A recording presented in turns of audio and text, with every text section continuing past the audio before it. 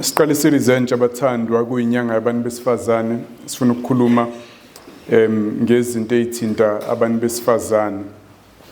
Sithatha iadvantage ukuthi ezweni wonke umuntu ucabanga ngalezo zinto kulenyanga, nathi siyafuna ukukhuluma ukuthi uNkulunkulu utheni ezindabeni zabantu besifazane.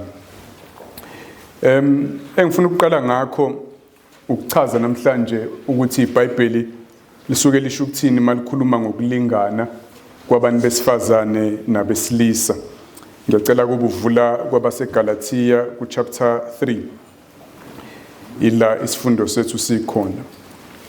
Kubalekile ukuthi sibuye sikhulume ngalento kakhulukazi lamabandla anjengawethu alalelayo izwi likaNkulunkulu endabeni yama roles abantu besilisa nabesifazane.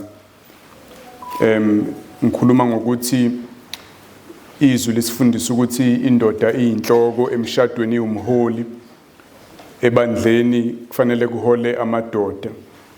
Leyo nto inama temptations eza nawo. uSathane unjalo, wonke amaqiniso esiwabambayo ezwini uyazama ukusilinga maqondana nawo.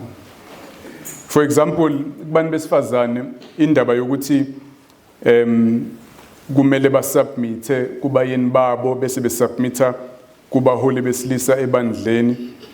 Sometimes ina temptation yokubenza bazizwe sengathi uNkulunkulu ubathatha kancane, ubashayela phansi ngalendlela namadoda abuye enze ngayo nje in general ezweni. Amadoda yakwenza lokho ma abantu besifazane abanye bezwe ukuthi uNkulunkulu uthi abehlele ngenzansi nase ekhundleni zobuholi, babone sengathi uNkulunkulu uthi ufana na wonke lamadoda abawajwayele. Sometimes lokho kuholela ekutheni kube khona umuzwa omumbi einhlizweni zabanye towards uNkulunkulu nje namadoda in general. Abanye balingeke kubeni competitive, bezama bebone ngathi kunesidingo sokuprove ukuthi abasalele emumva, bagcine sebecompete nabo abantu besilisa. Abanye nje kuvele kube nerebellion, bangayamkeli nje lento, kucaca ukuthi kuzoba kumbi impela. Namadoda nawo khona ukulinge kokuba khona ma sifundisa leyo nto ukuthi amanye agcine ezizweke nje engcono kunabantu besifazane in general nje, ngendlela engachazwanga nje, kube ngathi nje uma umuntu wesilisa ungcono. Abanye begcine beyistretcha indaba ye-submission ne-authority bayise la uNkulunkulu angazange asho ukuthi ayiye khona. Kugcine kunemithetho eminingi nje eyenza amadoda abe in control, abantu besifazane babe semseni wabo. Zirong lezo zinto, zirong zombili, and uNkulunkulu ubazi ukuthi soba nayo leyo temptation. Ngakho ke usibhalele izwi lakhe ukuze lisize lisinqande kulezo zinto lezo. KwabaseGalatia chapter 3 verse 28 la ngifuna ukuqala khona. Akusekho umJuda namGriki, oboshiweyo nokhululekileyo, akusekho owesilisa nowesifazane, ngokuba nonke nimunye kuKristu Jesu. Ivesi leli lifundisa ngokulingana phakathi kwabantu abaKristu Jesu, nanoma ingabe iziphi izinto ezibenza bahluke ngokwasemhlabeni, noma ingabe kunama racial differences, abanye bamhlophe abanye bamnyama, amaJuda amaGriki, isizwe sikaNkulunkulu nabezizwe, doesn't matter. Noma ingabe kukhona ama economic differences, abanye bayiqila bayinto engeyilutho ngokomphakathi, abanamali, abanye babantu abakhululekile ngakho bayakwazi ukuzenzela imali, bagulikile, doesn't matter. Noma ingabe owesilisa noma owesifazane, akwenzi mahluko ngokuba nonke nimunye. Lokho akuba munye kuchaza ukulingana. You are one thing, you are one level kuKristu Jesu. Leli vesi likhuluma indaba yokulingana ebandleni likaNkulunkulu kwabo bonke abantu. Now ngokujwayelekile masifika kuleli verse leli sijwayele ukuqikelela ukuchaza indaba yokuthi alisho ukuthi awukho umehluko ngokwezindlela zokusebenza uNkulunkulu asinikeze zona. Sijwayele ukuyichaza leyo nto ukuthi leli verse ngoba libhalwe uNkulunkulu ongayiphikisi alikwazi ukuphikisa amanye amavesi abhalwe uyena lowo uNkulunkulu. For example, alikwazi ukuchaza ukuthi ayikho indaba yobunhloko bendoda ngoba kwabase-Efeso 5 uNkulunkulu usho njalo. Sijwayele ukuyichaza leyo. Sijwayele ukuchaza ukuthi alikwazi ukusho ukuthi amadoda awangabi abaholi ebandleni ngoba uFirst Timothy, uTitus, abaseKorinte basho njalo. uNkulunkulu akayiphikisi, ngakho leli verse alichazi lokho ukuthi makuthiwa kuyalinganwa kuKristu, ngakho ke awukho umehluko ekutheni simele ukusebenza kanjani ngokobulili nangokweyiphi uNkulunkulu asinikeze zona. Esingajwayele ukwenza ukunaba ekutheni ikuphi pho elikuchazayo. Abantu besilisa nabesifazane balingana ndlelani? Iziphi izinto esingayibala eziwukulingana phakathi kwabantu besilisa nabesifazane? Ngifuna ke ukuhlala kulezo namhlanje ngenhloso ukuthi abantu besifazane bazazi ukuthi bayalingana namadoda, ukuze kungabi khona lokhiya lowamuzwa omumbi makuthiwa abehlele ngenzansi. Bazi ukuthi ukwehlela ngenzansi akuchazi ukungalingani. Just like isifundisa ukuthi indodana kaNkulunkulu iyalingana nobaba, kodwa indodana iyamthobela ubaba. Kodwa lokho akuvezi ukuthi abalingani. Mawungasuthi uJesu akalingani nobaba, iheresi leyo, ukweduka ezwini likaNkulunkulu. In the same way, indaba yokungafani kwama-roles nokusebenza ayikhulumi ngokuthi khona omncinyane kunomunye. Ileyo nto ngifuna ukuyigcizelela ukuze namadoda asizakale, angabi nomqondo ukuthi makuthiwa abantu besifazane abathobe then somehow nje kuchaza ukuthi wona angaphezulu ngayo yonke indlela. Akusho lokho. Uma sicinga ke kule immediate context nje yaleli verse, sithola engicabanga ukuthi mhlawumbe izinto eziwu4 esingayibala ukuthi silingana ngazo ngokobulili, ngokobuzwe, mJuda mGreki, ngokweyimali, nesimo sasemphakathini oboshiwe okhululekile, siyalingana ngalezi indlela eziwu4. Okokuqala kuverse 26 sibuka nje la kwi-immediate context, ngoba iyakusiza i-context ukukhumbula noku-understand ukuthi khulunywa ngani la. Uverse 28 uqaqwe ilamavesi asizayo sithola umqondo ukuthi silingana ngayiphi indlela. Verse 26, ngokuba nonke ningabantwana bakaNkulunkulu ngokukholwa kuJesu Kristu. Leli verse likhuluma ukuthi siyalingana ngendlela uNkulunkulu as-adopthe ngayo. Ngokwendalo uNkulunkulu wayikhethela uIsrael, bona abantwana bakaNkulunkulu. Kodwa wayeshilo ngesikhathi ukhetha uIsrael ukuthi inhloso yakhe ukuthi ngoIsrael zibusiswe zonke izizwe. Wayesho njalo kuAbraham.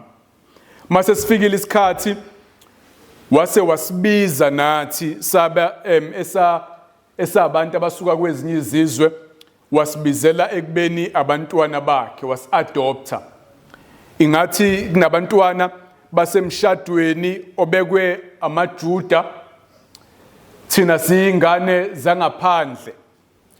Kodwa ubaba wala ekhaya wathanda nathi ukusenza abantwana bakhe, wasi-adopta, wasifaka emndenini wakhe. Ileso sithombe esakheka la.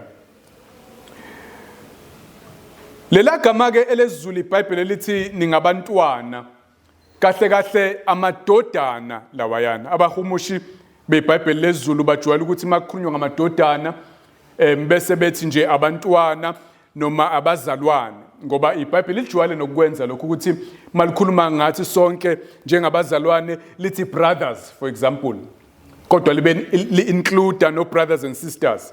Kodwa in this case I think ba translate wrong, ngoba kwi-context inendaba yokuthi uzobona masiqhubeka inendaba yamafa nendaba yokulingana, kanti abafana namantombazane babengalingani ngalesikhathi uPaul ebhala.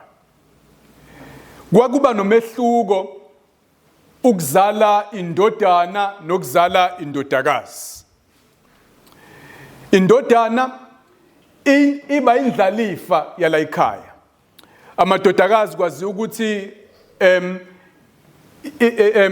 immaturity yawo ukufezeka kwazo zonke izinto ngendodakazi ukwazi ukuyiganisa uyiganisele emndenini oright. Ngakho noma uyikhulisa ingane uyikhulisa ngendlela efanayo. Abafana bakhulisa ngomqondo wokuthi kumele baqhubeke nalomuzi nalamafa nalezinto engizakhile njengobaba, ngakho ngizobaqeqesha, ngizobatraina, ngizobaluleka, ngizobafundisa ngendlela, ngizobasondeza nakumina ngendlela ezobalungiselela lezo zinto lezo. Yizona indlalifa lezibona abantu okufanele baqhubeke negama, baqhubeke nengcebo esinayo namabhizinisi esinawo, kwakungalingani. Kodwa la uPaul usebenzisa igama lokuthi uNkulunkulu esiletha emndenini wakhe usiletha njengamadodana, ngokuba nonke ningamadodana kaNkulunkulu ngokukholwa uJesu Kristu. Abekho aba-adoptwe njengamadodakazi embusweni kaNkulunkulu, okuchaza ukuba kwi-level eyodwa kwethu sonke in terms of adoption. uNkulunkulu esi-adopte esenza abantwana bakhe awekho ama-level. Abesilisa ayikho i-advantage abanayo phezu kwabesifazane. Akukho okutholwa abafana okungatholwa amantombazane embusweni kaNkulunkulu. You are all sons. Nonke ngamadodana, nonke nine status esilinganayo ekubeni abantwana bakaNkulunkulu. That's the point ku verse 26. Niyayizwa leyo nto bazalwane? Verse 27. Ngokuba nonke enabhaphathiselwa kuKristu nembatha uKristu. Again, emdwebela igama elithi nonke. That's the point kaPaul. Nonke. Nonke enabhaphathiselwa, inkathi uyicabanga yombili imbhaphathiso. Umbhaphathiso wamanzi ochaza ukwamukelwa ebandleni likaNkulunkulu after usuphendukile ezonweni zakho. Uchaza i-membership to ibandla likaNkulunkulu emhlabeni. Kodwa futhi emqondweni wakhe ukhona umbhaphathiso kaMoya Ingcwele ochaza ukufakwa kuKristu okwangempela, hayi nje ukujoyina ibandla, kodwa ukuba ingxenye yangempela kaKristu ngokomoya, ube semzimbeni kaKristu, ube munye noKristu. Uthi ke nonke enabhaphathiswa ngamanzi nangomoya kuKristu namembatha uKristu, okusho ukuthi naba munye noKristu, na identifywa naye uKristu. Sengathi nimgqoke njengengubo, senibalwa njengabakaKristu nina, ni nama-member emzimbeni wakhe. Uma uKristu efanekiswa njengomzimba, seniyizitho zikaKristu nina. Uma uKristu ebukwa njengebandla, nama-member ebandleni lakhe. Again meaning la, in light of verse 28 esozakubona manje, ukuthi sonke sama-member alinganayo emzimbeni kaKristu. Ukube kuKristu kuyavotwa. Uma ucabanga ngoKristu njenge-organization, ingabe one person one vote, akekho namavoti amabili. Uma uKristu umcabanga njengomzimba, sizitho zomzimba nje sonke, awekho azikho eziyi-second class neziyi-first class izitho zomzimba. Isiphi esingcono isandla saka left noma saka right? Udinga siphi? Sipho ongasidingi. La kwiminwe yakho imuphi ofisa ngounqamule ongawufuni? Njengoba unamaphapha amabili, ufuna ukunginikeza lephi ngilikhiphe? amehlo akho wona ilipho lithanda kakhulu la ka left noma la ka right emehlweni akho nezindlebe zakhe yiphi engcono nonke enabhabhatiselwa kuKristu nembatha uKristu ngendlela elinganayo. We are equal members of the body of Christ, sonke njengabazalwane. Ebandleni sonke siyalingana. Amadoda awekho makhulu ndlela thizeni kunabesifazane ebandleni. Yebo ama roles awafani, kodwa ngokwe status sobulunga bethu we are the same kunjalo naKristu. Awukho umehluko. Sometimes into eyenzeka ngalezi ayikhathi senzeka namanje wawuzothola ukuthi abantu besifazane bama citizens ngenxa yabayeni babo noma ngenxa yobaba babo. Ngoba ubaba uyi-citizen yalelizwe nawe ke wesifazane uyabalwa lapho. Uma kuthiwa kuneyinhlangano ezithize ubaba ngoba ujoyinile noma umyeni ujoyinile nawe wesifazane uyancikiswa uncikisiwe ebulungweni bakho budepende kubaba noma kumyeni wakho kuma organizations emizisaba khona nezinto ezinjalo. uPaul ubhala ukuthi abanikeza umqondo ukuthi ekubeni ilunga kuKristu awudependile kubaba awudependile kumyeni. Sometimes uma umfelokazi eseshonile ubaba washona nomyeni wayencika kuyindodana yakhe kuyona eqhubeka namafa kababa ngakho wayedinga indodana ingakho mayingena ndodana wayicaya okwangempela. kuKristu awuncike kumuntu wena umuntu wesifazane. Awulona ilunga kuKristu ngenxa yomyeni. Awulona ilunga kuKristu ngenxa kababa noma ngenxa kamfowenu. Wonke umuntu bayilunga likaKristu amkelwe abalwe kubhalwe igama lakhe embathe uKristu directly yena nje phaqa. uNkulunkulu akadluli kumuntu ukuze eze kuwena umuntu wesifazane. Abapristi abasekho manje. Sonke abesilisa nabesifazane singabapristi bakaNkulunkulu siyela thina mathupha endaweni engcwele ngcwele.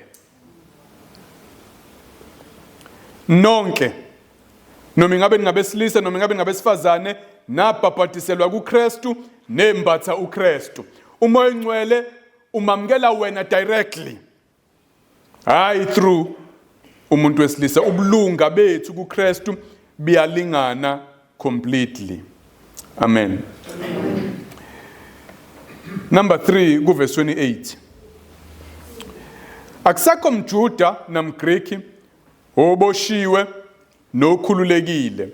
Akusekho wesilisa nowesifazane ngokuba nonke, uyabona lo wanonke, nimunye kuKristu Jesu, akukho kushodayo.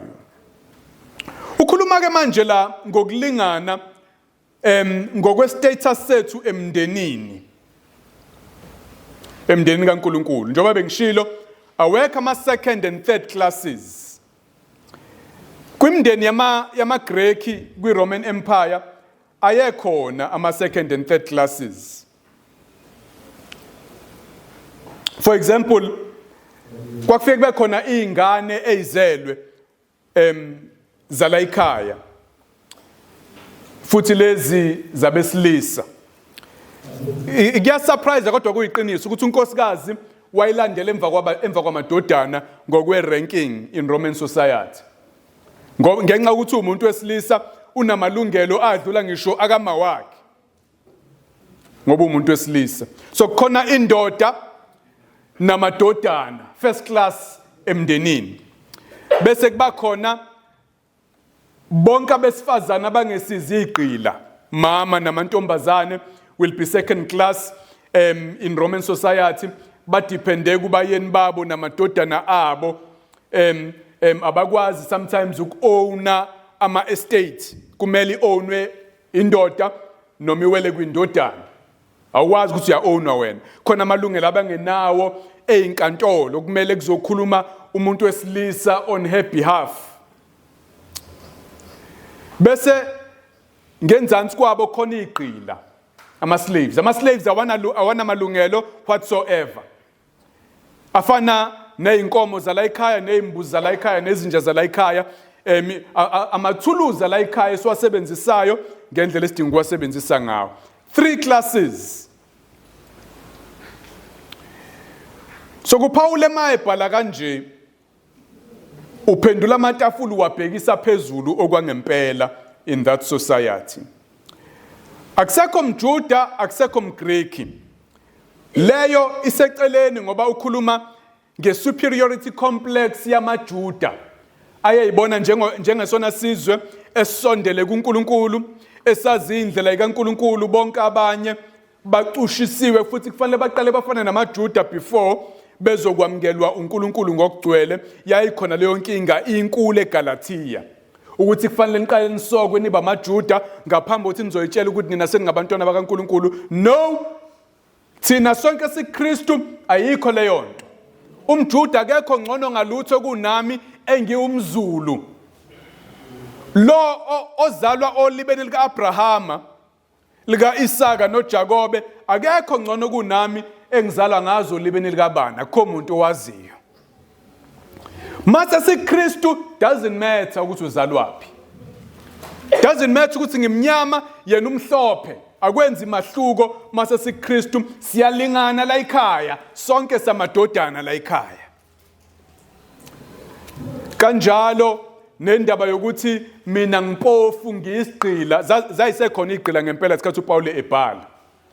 Uyislave umuntu akanamalungelo ezinkantolo zaseGalatia ngoba umbuso wamaRoma lo wana akekho ongamlalela mayekhuluma. Unjenge spade nefosholo emehlweni nabo. Kodwa ebandleni uthi uPaul niyalingana, wena oboshiwe nawe ukhululekile, kuKristu niyafana. Nobabili namadodana embusweni kaNkulunkulu, ukuthi wena ucebe kakhulu, ufunde kakhulu, unanegama emphakathini eledlula wethu thina siyinto engeyilutho, siyinto ezicelayo nezincengile, akwenza ube ngcono in any way embusweni kaNkulunkulu. Akho mehluko mase siza emndenini kaNkulunkulu, nonke nimunye. Ukuthi wena uwesilisa la embusweni wamaRoma, uwena oba indlalifa, uwena ubaba aqeqeshayo nanendaba nawe nakunakekelayo, la ebandleni awukho ngcono kunalo wesifazane. uPaul ukhuluma leyo nto leyo. There are no second class family members embusweni kaNkulunkulu. Niyayizwa bathandekayo? Ayikho advantage ngokuthi uzalwaphi, ayikho advantage ngokuthi unezimali noma unazo, ayikho advantage yobulili, nonke nimunye, nonke niyafana, nonke niyalingana emehlweni kaNkulunkulu kuKristu Jesu. Amen. Then okugcina verse 29. Kepha uma ningabaka Kristu seningabolibo lika Abrahama, niyindlalifa ngokwesithembiso. Uma ningabaka Kristu njengoba kade shilo ukuthi niyibona seningabolibo ke luka Abrahama, okuchaza ukuthi nizalwa uyu Abrahama njengoba kadesho, ningamadodana kaAbrahama nina, anikho inferior kumaJuda, anikho inferior kubantu abacebile ngoba nina niyiqila, anikho inferior kwabesilisa ngoba ningabesifazane, kodwa nonke ningabolibo likaAbrahama namadodana kaAbrahama uma niKristu nina. Lokho kuvela ngokuthi niyindlalifa ngokwesithembiso. Akubona abafana kuphela bayindlalifa, akuwona amaJuda kuphela ayindlalifa, kodwa nonke abantu abangawona amaJuda, abantu abayiqila, abantu besifazane, niyindlalifa ngokwesithembiso kanye nabo bonke abanye. Niyalingana ngokwama benefits namafa enwathola kubaba. Kwakunomehluko omkhulu ke la emafeni la, umehluko phakathi kwabesilisa nabesifazane nabantwana wawuvela khona ugqame ukuthi ubaba mayefa eshiya ingcebo iya yonke kubafana, ekakhulukazi kumfana omdala. Nina besifazane senganihawukela nje ubhuti wenu, uphenduka be ubaba wenu uma ubaba efa. Aliyi ifa kumama aqhubeka nayekela abantwana, liya kwindodana endala iphenduka ibe inhloko yekhaya. Mayinxosha iyanxosha, senincenge kuyona kwakunjalo ezizweni samaJuda. Only when abafana bengekho kwaxoxwa ukuthi lingaya kanjani ifa kumantombazane kala ekhaya because abekho abafana, otherwise kwakwabafana bathola yonke into. Amadoda ayengcono ngaleyo ndlela kubantu besifazane. Kodwa uthi uPaul again eshintsha iculture eyibhekisa phezulu kuKristu embusweni kaNkuluNkulu. Amantombazane nabafana bayindlalifa ngendlela elinganayo kuKristu. Akukho ukutholwa amadoda okungatholwa abesifazane mase siza kuKristu. Ma ekhuluma ngefa elathenjiswa uAbrahama, ukhuluma kakhulukazi ngensindiso nakho konke insindiso silethela khona. Ukuqolelwa kwezono kuza ngokulinganayo kwabesilisa nakwabesifazane. uKristu mayefa igazi lakhe lihlawulela ngokulinganayo izono zamadoda nezono zabesifazane. Akukho mehluko ekutheni siqolwa kanjani izono masiza kuNkulunkulu. Sonke siyaguqulwa sizalwe kabusha ngokwamkeliswa umoya ongcwele ngendlela elinganayo. Umoya ongcwele awumningi emadodeni ukwedlula kwabesifazane, kodwa kuyafana kuKristu. Ama benefits okufa kukaJesu siwamkela in the same way. Noma ingabe samaJuda singamaGreki sabakhululekile ababoshiwe noma besilisa noma besifazane sikwamkela ngokufanayo. Inkazimulo insindi siholela ekukhazimulisweni. Masifa singena ezulwini, mawuJesu ebuya sinikwa imizimba emisha, sidalelwa izulu elisha umhlaba omusha, sibusa ingunaphakade ngendlela elinganayo. Ayikho iadvantage amadoda anayo kwabesifazane makuza eindabeni zefa lombuso kaNkuluNkulu. Amen. Ngifuna ke ukuvala ngokubala izinto engayibiza ngama implications alezinto ezu4 engiyibalayo. Ngithe masibuka lamavesi sibona ukuthi siyalingana ngokwe-adoption ngendlela uNkulunkulu asenza ngayo abantwana, usenza sonke sibe yamadodana. Ngathi siyalingana ngokobulunga bethu emzimbeni kaKristu. Siyalingana ngokwezinga lethu emndenini kaNkulunkulu, abekho abama second and third classes. Siyalingana ngokwamafa eswathola kuNkulunkulu. Leyo nto isho okokuqala ukuthi mase ngibala nje ama implications zobala amabili bese ngiyavala. Isho okokuqala ukuthi ubaba usinaka futhi usinakekela ngeindlela ezifanayo. Ayikho ifavoritism yokuthi abafana laba bazoqhubha igama lami, laba amantombazane engizowaganisa nje bese ngiyahlukana nawo. No. Amadoda sometimes yacabanga kanjalo even nakwaZulu. Kodwa bantu besifazane ningambuka uNkulunkulu njengamadoda kwaZulu. Akafani nawo. Ningathi mayethi uNkulunkulu ningabi abaholi bese nithi nayi lento le ye favoritism yamadoda. No. Akusiyona kuNkulunkulu. Ubaba usinakekela, usinika the same kind of attention, the same kind of care. Sometimes ngangizwa kuqala kwakuthiwa abafana bayiswe esikoleni, intombazane uzoyiyiselana esikoleni. Bayaqeqeshwa abafana ukuthi sinakekelwa kanjani isivuno sala ekhaya nezinkomo zala ekhaya, bayatrainwa ukuba businessmen. Abesifazane no, uzogana nje lo ahambe. Ifavoritism leyo uNkulunkulu angenayo.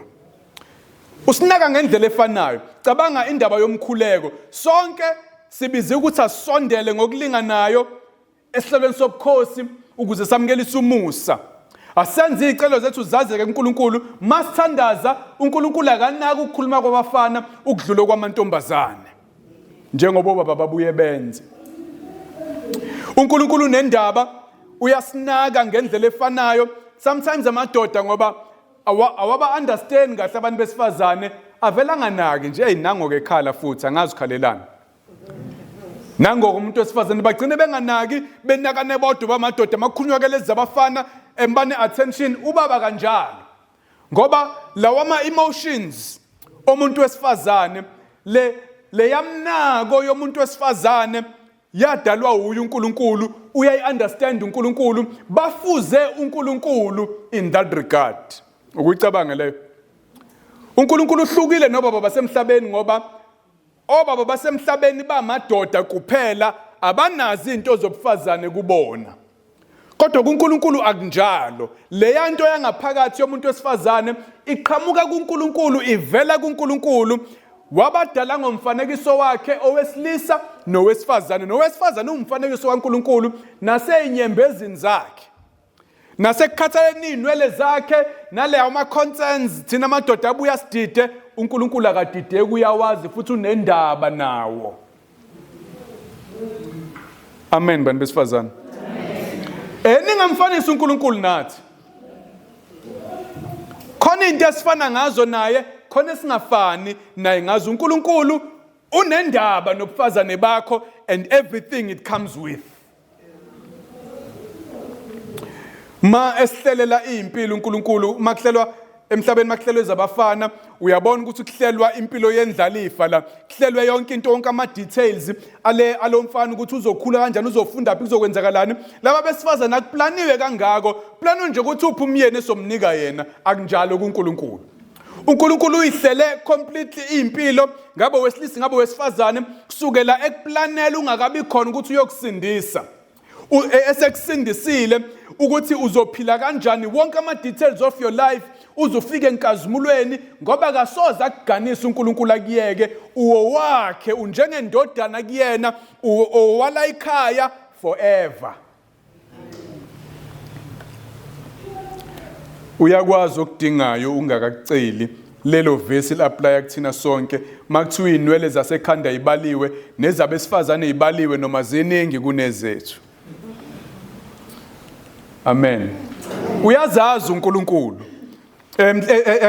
Sithi ukulistretcha nje ivesi njengomuntu erelaxa inwele istretcha.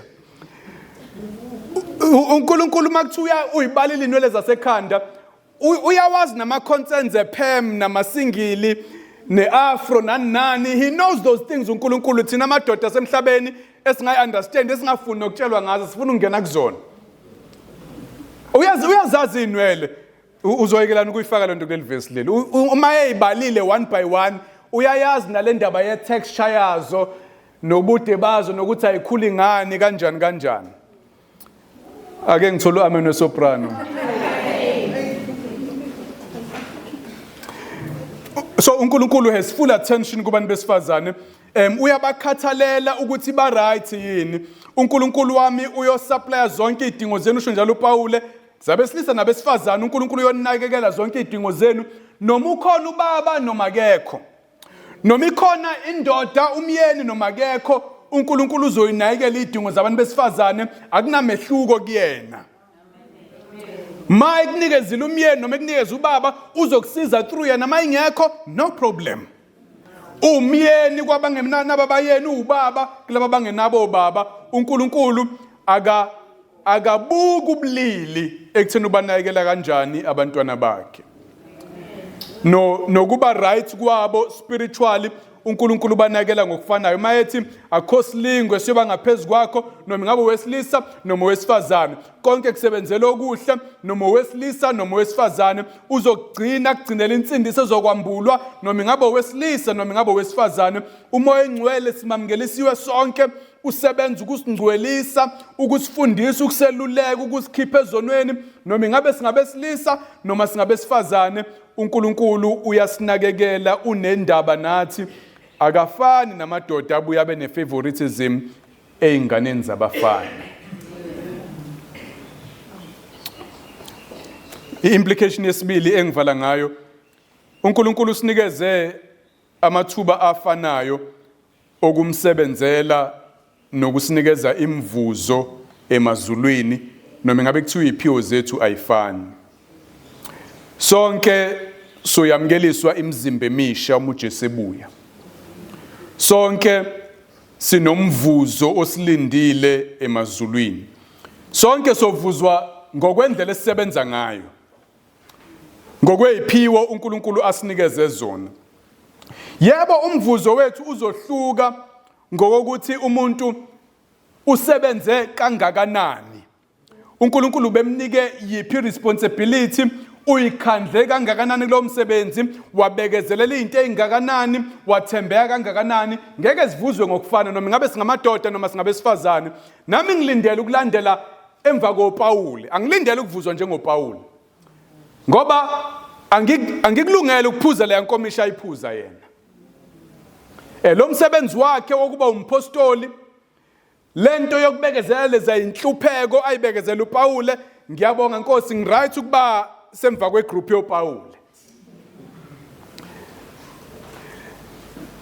Kodwa futhi khona abantu besifazane abayovuzwa badlula amadoda athize, ngoba imvuzo iyobe ingathi right akuza befundisa iqala. No. Okay, akulandela amadikoni emva kwabapostoli. No. uNkulunkulu uyobe esahlulela esinika imvuzo njengokwekuthembeka kwethu ezintweni asinikeze zona. Mhlawumbe before kuza abafundisi abathize, kuyoza nje omama bathize ababekezela bewa bevuka bekhulisela abantwana babo ngokwesaba uNkulunkulu, bekhonza abanye abantu besifazane, bayoza kuqala kunabefundisi abale emumva. Ayithisho njalo uJesu, abokuqala bayo abokugcina. Uchaza lokhu ukuthi uNkulunkulu akajaji ngehlo labantu. Yebo, emhlabeni uthi amadoda wahambe phambili, kodwa ningacabanga ukuthi lokho kuchaza ukuthi nasezulwini amadoda yohleze ehamba phambili. No. Wena thembeke kulokho uNkulunkulu akubizele kukhona. Wenzisise lo msebenzi akunikeze wona uNkulunkulu, uyikhandle ngokugcwele. uNkulunkulu ngeke adidwe ubulili mayiselethe imvuzo. Amen. Ngakho noma la emhlabeni ungangarecognizewa, gijima wadlula amadoda obizweni lakho.